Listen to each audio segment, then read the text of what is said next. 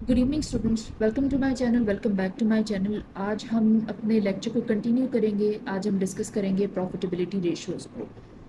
Last में हमने बात की थी डेट मैनेजमेंट रेशियोज़, और कुछ लेक्चर्स पहले से हम कवर अप करना स्टार्ट कर चुके हैं रेशियोज़ को, जिसे हमने पॉज दिया था। Time value of money, present value, in annuity वगैरह, इन चीज़ों को कवर अप कर रहे थे हम। ओके, प्रॉफिटेबिलिटी रेशियोज, बेसिकली सारी रेशियोज़ के जो टॉपिक हैं बहुत इंपॉर्टेंट है आपकी सिलेबस के पॉइंट ऑफ व्यू से, आपके एग्जाम्स के पॉइंट ऑफ व्यू से, और प्रैक्टिकल फील्ड के लिए भी बहुत इंपॉर्टेंट है। आपको ये सारी चीज़ें पता भी होनी चाहिए, और कैलकुलेट कैसे करते हैं ये भी आपने मेमोराइज करना है फॉर श्योर। ओके, लेक्चर हम स्टार्ट करें। सबसे पहली हमारी सॉरी जो प्रॉफिटेबिलिटी रेशियोज़ होती हैं वो सिंपल टर्म्स में सिर्फ ये बताती हैं कि कंपनी की कितनी कैपेबिलिटी है प्रॉफिट जनरेट करने की, कंपनी कितनी प्रॉफिटेबल है, कंपनी की फाइनेंशियल हेल्थ कितनी ज़्यादा अच्छी है। और वो हमें कैसे पता चलता है? ग्रॉस प्रॉफिट रेशियो से, नेट प्रॉफिट रेशियो से, रिटर्न ऑन एसेट से, आरओए कहते हैं इसको, रिटर्न ऑन इक्विटी से आरओई कहते हैं इसको। ये चार रेशियोज़ होती हैं। ये बेसिकली ऐसा होता है कि कंपनीज़ बहुत बड़ी होती हैं, उनके ऑपरेशंस बहुत बड़े होते हैं, और इन डेप्थ हो रहा था सब कुछ। अब एक एक चीज़ को, एक एक इंडिकेटर को, फैक्टर को, और फाइनेंशियल रेशियोज़ कह सकते हैं, फाइनेंशियल इंडिकेटर्स वगैरह कह सकते हैं, उनको आपने अच्छे तरीके से बार बार एनालाइज करना होता है, ताकि आपको पता चले कि आपने कितनी प्रोग्रेस की है लास्ट ईयर से, लास्ट जो आपका 6 मंथ्स का टाइम पीरियड गुजरा है उससे, और आप किस पॉइंट पे इस वक्त खड़े हैं, और आगे की जो फाइनेंशियल प्रोडिक्शन होती है फ्यूचर की, वो आप किस तरीके से कर सकते हैं। इस वजह से बहुत सारे फाइनेंशियल इंडिकेटर्स मिलते हैं, रेशोज़ मिलती हैं, दिस एंड दैट, और सबको आपको कैलकुलेट करना होता है। कंपनीज कैलकुलेट करती हैं, और वो जो है अपनी रिपोर्ट्स में भी ऐड करती हैं, आप वहाँ से डेफिनेटली आप देख सकते हैं।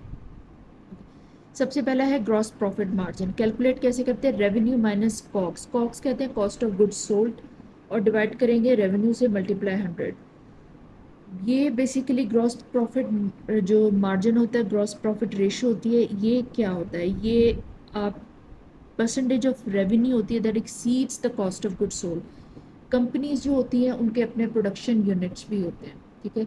या तो प्रोडक्शन यूनिट्स होते हैं, या फिर उनका बनी बनाई चीज़ें होती हैं, वो आगे ला के सेल कर रही होती हैं, तो वो एक तरह से कॉग्स में जाते हैं, कॉस्ट ऑफ गुड्स सोल्ड में जाते हैं। इसमें आपकी प्रोडक्शन की कॉस्ट आती है, रॉ मटेरियल की कॉस्ट आती है, मैन्युफैक्चरिंग की कॉस्ट आती है, सेल्स वगैरह की कॉस्ट आती है।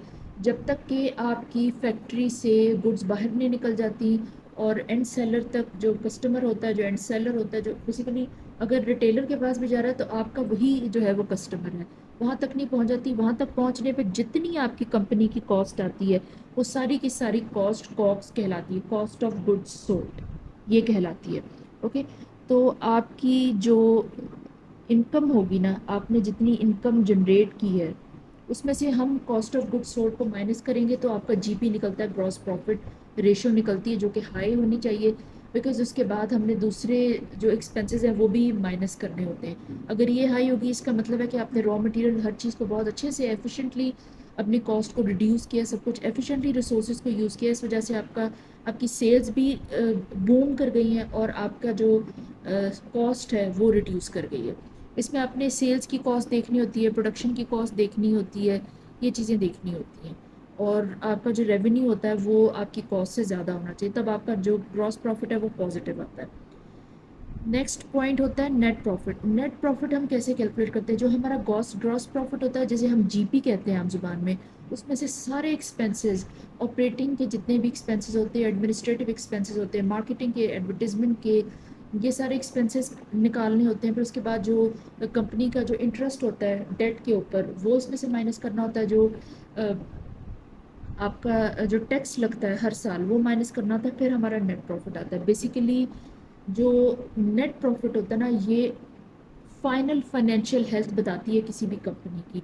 तो ये पॉजिटिव होना चाहिए, ज़्यादा होना चाहिए। ज़्यादा होगा तो इसका मतलब है कि आप जो है वो अच्छी सिचुएशन में, आपकी कंपनी, इसकी जो फाइनेंशियल हेल्थ है वो बहुत अच्छी है, और आप बाद में आपके पास इतना प्रॉफिट, आपके पास इतना पैसा हर साल बचता है कि आप इसको जो है री इन्वेस्ट कर सकते हैं, तभी आप जो एक्सपेंड करेंगे, ये चीज़ होती है। इस तरह से जो है वो नेट प्रॉफिट मार्जिन निकाला जाता है। और इसको कैलकुलेट कैसे करते हैं? जो आपकी नेट इनकम होती है उसको डिवाइड करते हैं रेवेन्यू से। रेवेन्यू यानी जो आपकी इनकम होती है, जो आपकी सेल्स वगैरह से इनकम निकलती है, वो होता है, मल्टीप्लाई करते हैं 100 से।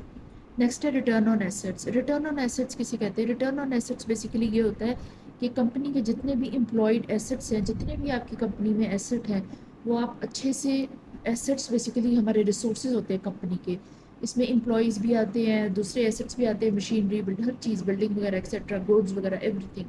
آپ ان کو بہت اچھے طریقے سے اگر آپ یوٹیلائز کریں گے ایفیشینٹلی اور افیکٹولی، تو یہ آپ کو بہت اچھی ارننگ جنریٹ کر کے دیں گے.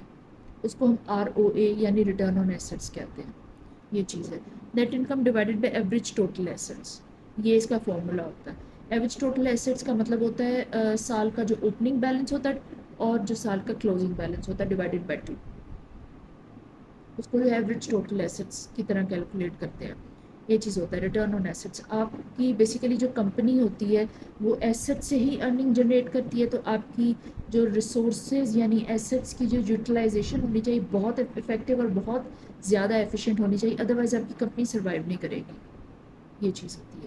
نیکسٹ ہے ROE return on equity. Return on equity کا مطلب ہوتا ہے جتنا پیسہ آپ مارکیٹ سے اٹھاتے ہیں، شیئر ہولڈرز سے آپ جتنا پیسہ لیتے ہیں، آپ اس پیسے کو اچھے طریقے سے یوز کریں، اچھے طریقے سے یوٹیلائز کریں، صحیح طریقے سے آپ فائنینشیل پلاننگ کر کے صحیح پروجیکٹس میں پیسہ لگا رہے ہیں جس سے آپ کو اچھا ریٹرن مل رہا ہے، تو آپ کی کمپنی پروفٹ میں ہے، سارے ایکسپینسز نکالنے کے بعد بھی پروفٹ میں ہے. تو اس کا مطلب ہے کہ آپ کا ROE بہت اچھا ہے، پازیٹیو ہے، تو آپ کی کمپنی بہت اچھی چل رہی ہے، آپ کی کمپنی کی فائنینشیل ہیلتھ بہت اچھی ہے.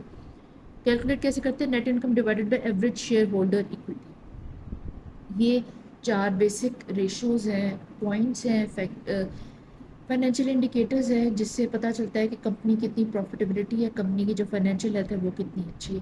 بیسیکلی یہ ساری چیزیں جو ہوتی ہیں انویسٹرز کے لیے بہت پازیٹیو ہوتی ہیں. انویسٹرز انہی چیزوں کو دیکھتے ہیں، پلس جو آپ کے پوٹینشیل اسٹیک ہولڈرز جنہیں ہم کہتے ہیں، بیسیکلی جو لوگ آپ کی کمپنی میں انویسٹ کرنا چاہتے ہیں فیوچر ٹائم میں، انہیں اسٹیک ہولڈرز کہتے ہیں، یا پوٹینشیل انویسٹرز بھی آپ کہہ سکتے ہیں.